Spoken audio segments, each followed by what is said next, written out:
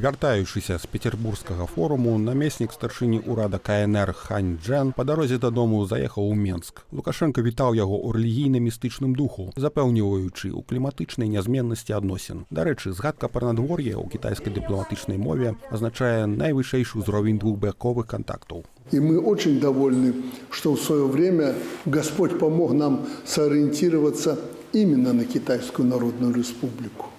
Всепогодное и всестороннее сотрудничество с Китайской Республикой привело нас к всеобъемлющему сотрудничеству. Нет той сферы, которая бы не вызывала наш интерес Китайской Народной Республики.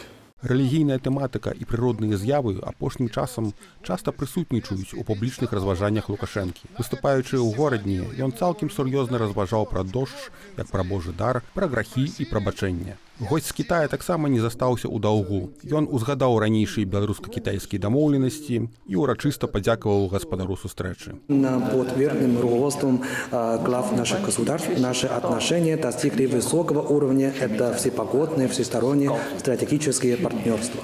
В прошлом году председатель Си Цзиньпин 2 раза встречался с вами и наметили новый грандиозный план для дальнейшего углубления двусторонних отношений. Кітай па-ранейшаму разлічвае на роль Беларусі як транзітнага калідора ў рамках ініцыятывы «Адзін пояс, адзін шлях». Вынікам сталі 11 гандлёвых пагадненняў аб экспарце ў Кітай мяса, малочнай прадукцыі і драўніны. Паводле вынікаў 2025 года Паднебесная стала другім па велічыні гандлёвым партнёрам Беларусі і адзінай сур'ёзнай альтэрнатывай Маскве ў беларускай вонкавай палітыцы.